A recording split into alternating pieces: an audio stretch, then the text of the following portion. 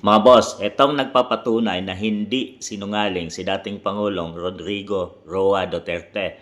Senator Amy nagmamakaawa kay PRRD na huwag hulihin si BBM. Ayan mga boss, ating basahin. Lumabas ang pangalan ni Bongbong sa listahan, nakasama siya sa listahan. Masinsinan kong kinausap si Pangulong Rodi, halos makiluhod ako. Sinabi kong ayon sa kapulisan dapat unahing tugisin ng mga pusher at saka na lamang sagipin ang mga user. Doon, nailigtas si Bongbong. Mga boss, noon pa man, sinabi na ni dating Pangulong Duterte na nasa listahan itong si BBM, mga boss no.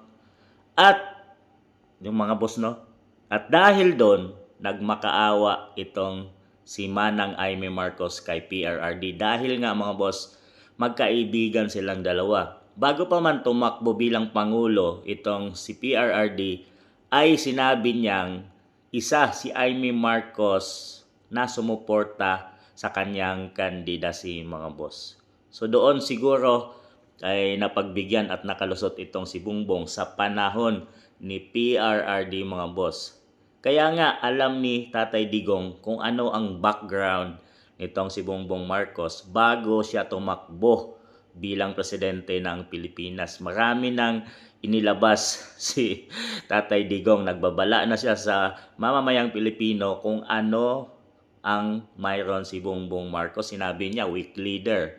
At gumagamit ito si Bongbong Marcos. Noon pa man, hindi pa nag-umpisa yung eleksyon, ay sinabi, nagbabala na si dating Pangulong Rodrigo Roa Duterte tungkol kay Bongbong Marcos. At ito, hindi nga siya nagkamali mga boss dahil hindi pa man napapatunayan kung ano ang mayroon kay BBM. Ito, si kapatid niya na mismo ang nagsalita nung isang araw sa INC rally mga boss at inilabas niya kung ano ang nakikita niya at sa pamilya ni Bongbong Marcos. Mga boss, sinagip ni Tatay Digong si Bongbong Marcos dahil nagmakaawa itong si Manang Aimee. Sa ngayon, si Tatay Digong ay nakakulong sa dahig sa ICC mga boss. Yun ang ipinalit ni BBM sa kabutihang loob ni Tatay Digong na ginawa niya sa panahon nang siya'y nakaupo.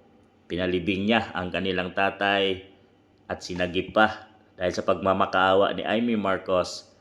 Pero ito ang naging kapalit, ipinakulong si Tatay Digong at ipinadala sa ICC sa dahig.